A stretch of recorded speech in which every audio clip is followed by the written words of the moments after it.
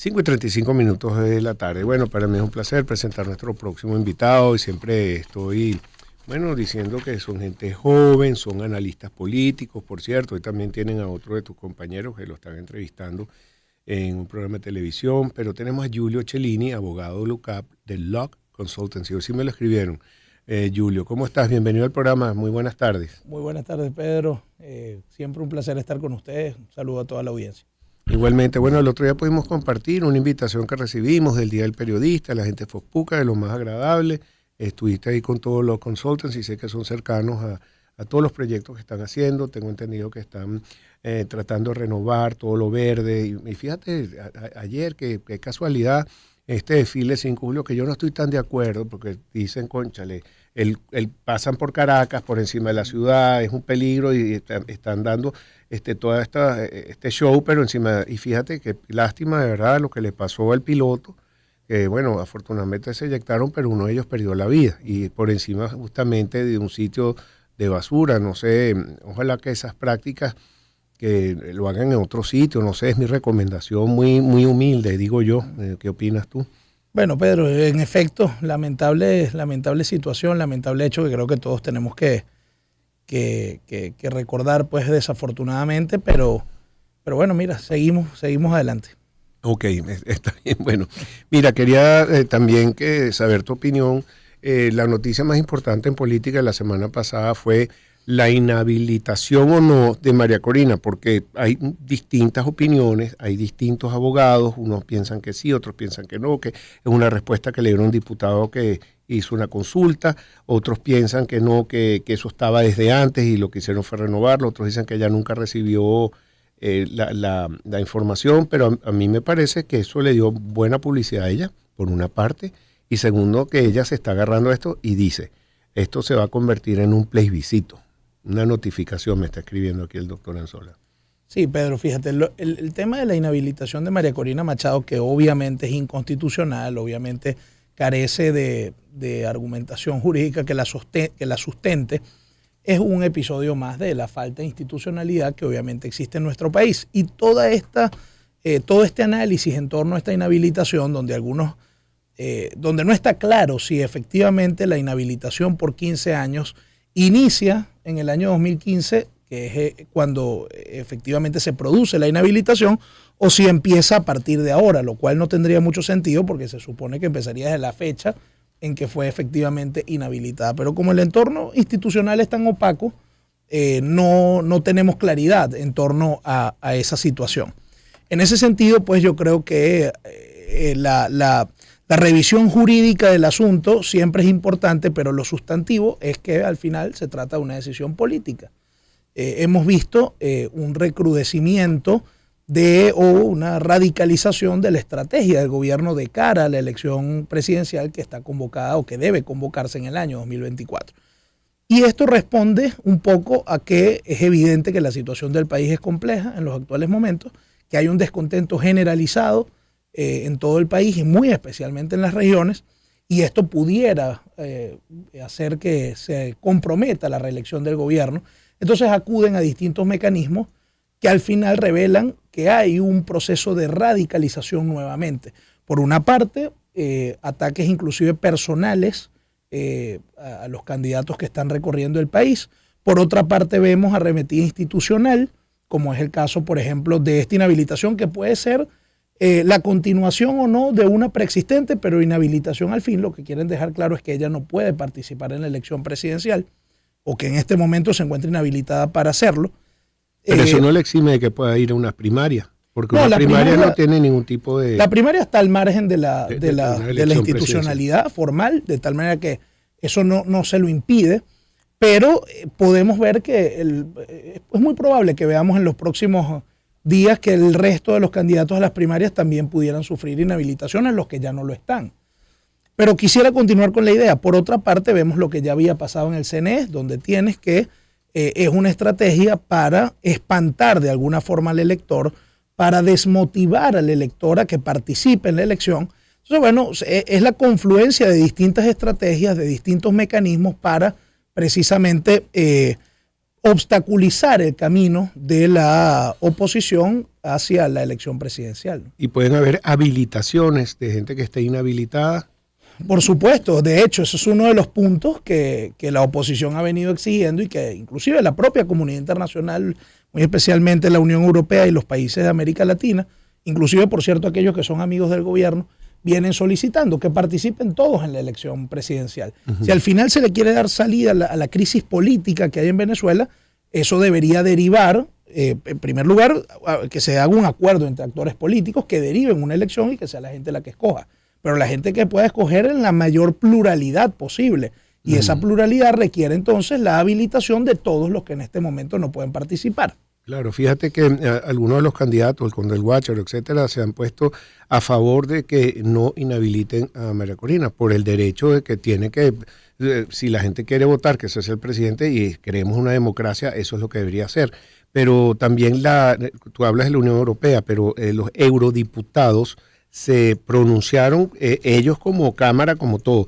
Lo mismo que Petro, que llama la atención, que tú estás hablando a amigos del gobierno, y Petro, creo que es amigo del gobierno, se pronunció en contra de esta medida. Bueno, porque Petro sufrió en su momento también una inhabilitación política por parte de la Procuraduría General de Colombia para el ejercicio de cargos públicos y tuvo que lucharlo inclusive en jurisdicción internacional. Tuvo que irse a la Corte Interamericana de Derechos Humanos a exigir el restablecimiento de su derecho político de optar a cargos de elección popular. Entonces Petro conoce muy bien lo que es la arbitrariedad en el ejercicio de la función pública y el Estado colombiano reconoció la decisión que le devuelve a Petro sus derechos políticos y por eso hoy Petro es presidente. Entonces él entiende perfectamente el asunto y él ha dicho en muchas oportunidades que es necesario que en Venezuela se habiliten a todos los candidatos, a todas las personas para que puedan participar, porque al final se parte del punto de que es la gente la que tiene derecho a definir cuál es el destino que quiere. Sí, ¿y tú no crees que esto pueda ayudar de alguna manera al objetivo que creo que deben de tener las primarias, que es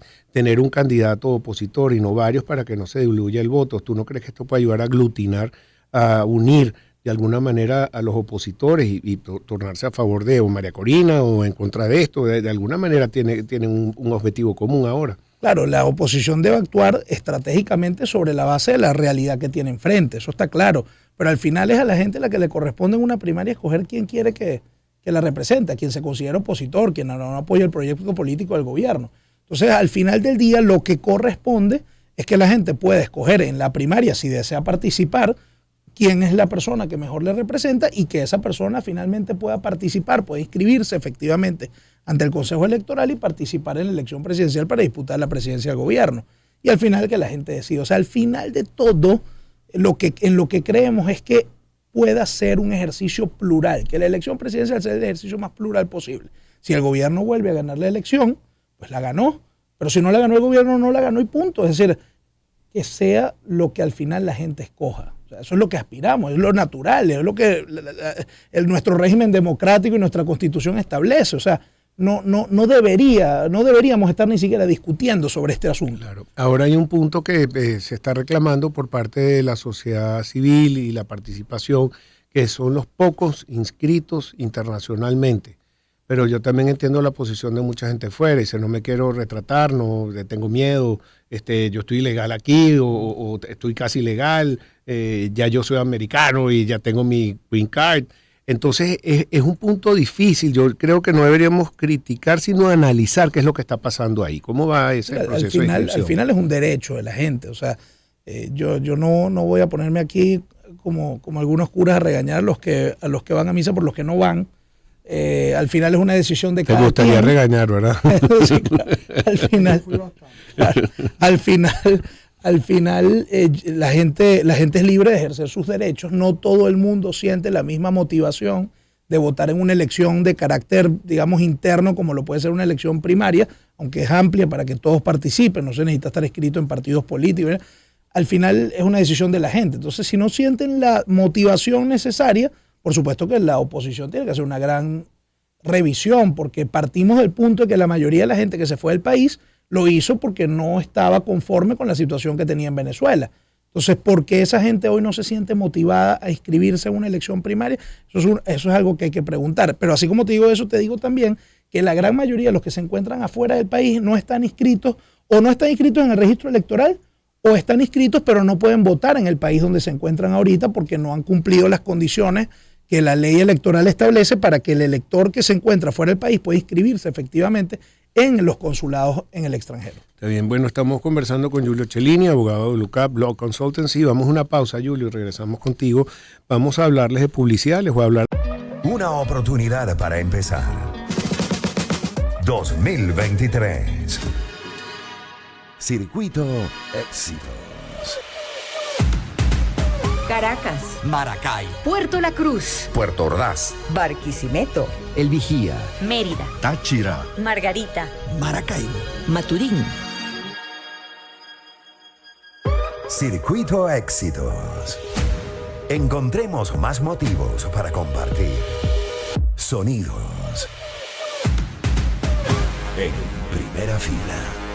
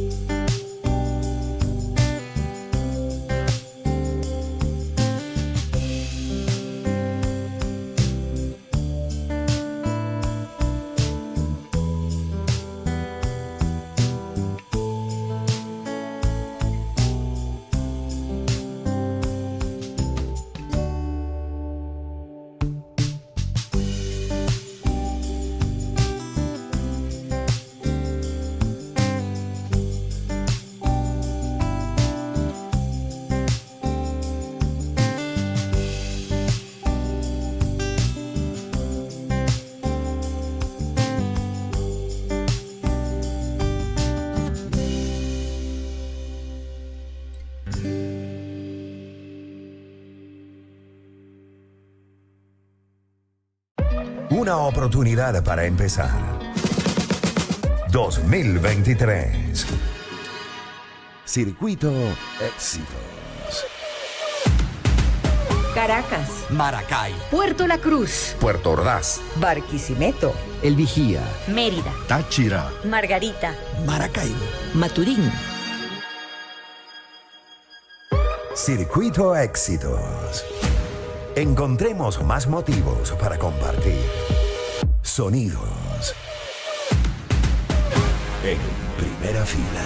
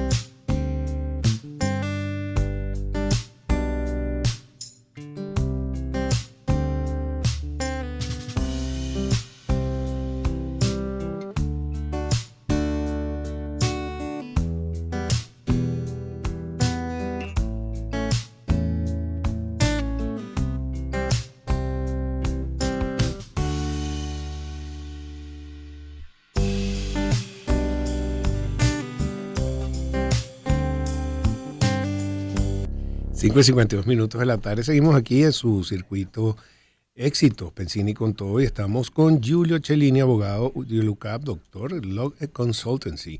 Bueno, Giulio, hay varios temas. También ya por lo menos en la Asamblea tienen todos los postulados para ser rectores del CNE. ¿Tú crees que se pueda lograr que tenga la oposición 2 y 3 del gobierno como estaban antes? Hay algunos de estos que tengan favoritismo porque ya fueron del CNE. ¿Cómo va eso? ¿Qué se escucha? Mira, yo creo que todavía apenas se ha conformado el comité de postulaciones que debe entonces ahora iniciar la ronda de actividades propias del comité para la escogencia de los rectores. Mi opinión en torno a este hecho es que si bien el hecho de que se esté renovando el Consejo Nacional Electoral es en primer lugar la ruptura de un acuerdo político al que habían llegado distintos actores políticos y sociales con el gobierno en el año 2021, lo cual es un mal mensaje. Y por otra parte creo que esta renovación, al darse al segundo año de escogidos estos rectores, cuando faltaban 5 para la finalización del periodo de los rectores, es una falta en la institucionalidad, lacera la institucionalidad más de lo que ya está. Pero a pesar de eso, hay que entender que la realidad es esa y tanto los partidos políticos como las fuerzas vivas de la sociedad venezolana tienen que hacer todo lo posible por incorporarse en ese proceso y por plantear a figuras que sean idóneas para el ejercicio de las rectorías pues, del CNE. De tal manera que ojalá que prive en la Asamblea Nacional no un espíritu de con su mayoría escoger única y exclusivamente a los rectores que ellos quieren que estén ahí, sino que pueda incorporar allí figuras que representen a otros sectores de la sociedad venezolana.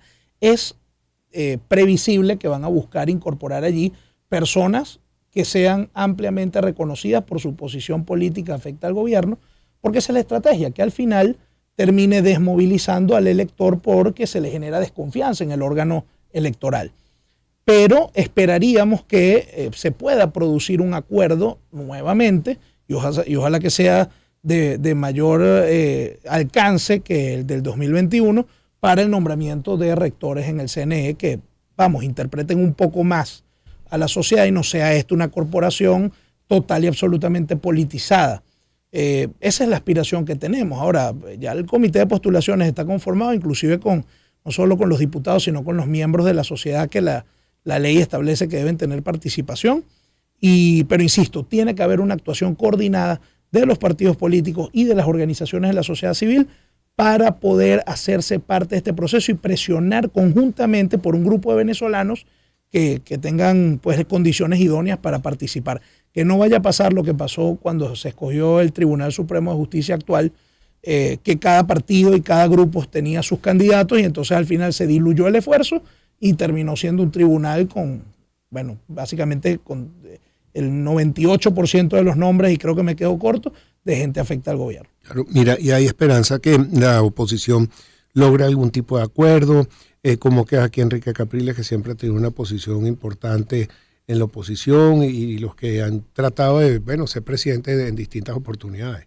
Bueno, por el acuerdo hay que presionar día, noche, mediodía, media tarde, a toda hora hay que presionar por el acuerdo, sobre todo en este momento cuando pareciera que las aguas están tranquilas y que no sucede nada. Ojalá que por debajo estén pasando cosas. El país espera desde hace ya largo tiempo un acuerdo entre los distintos actores políticos. Este es un país que se desgastó de la discusión política permanente, que no trae resultados para nadie, y es necesario que se produzca por el bien del país un acuerdo político, porque el país está por el camino que va, y sobre todo si nos radicalizamos más unos y otros, el país va hacia un modelo inviable en el tiempo, y eso no le conviene a nadie. Y cuando llegue el momento de la reconstrucción va a ser todavía más difícil. Entonces, utilicemos como país el momento que tenemos al frente, que es la elección presidencial, para buscar un acuerdo político. Ya hay un mecanismo que sigue vigente, aunque se encuentra en situación de suspensión, que es el mecanismo de México, con el acompañamiento de Noruega, y ojalá que esto pueda restablecerse, rescatarse, y a partir de allí conseguir un acuerdo político, particularmente donde se acuerden garantías electorales para la elección del 2024. En esto hay que insistir. Hay gente que de repente me debe estar escuchando en su carro, en su casa, y dirá, este loco de carretera hablando de acuerdo cuando ya hemos hecho tantos intentos. No, hay que seguir intentándolo, porque es la única vía. O sea, es incierta, por supuesto, pero es la única vía que tenemos para ponernos de acuerdo. Lo que pasa es que durante años se ha estigmatizado el diálogo y la negociación entre actores políticos. Entonces, los del gobierno que hablan con la oposición son traidores, y los de la oposición que hablan con el gobierno son vendidos. Y eso no es así. La política implica negociar, conversar, pero por supuesto tiene que haber un reconocimiento mutuo, es el primer paso para generar confianza. Y quizás allí es donde todavía seguimos frenados.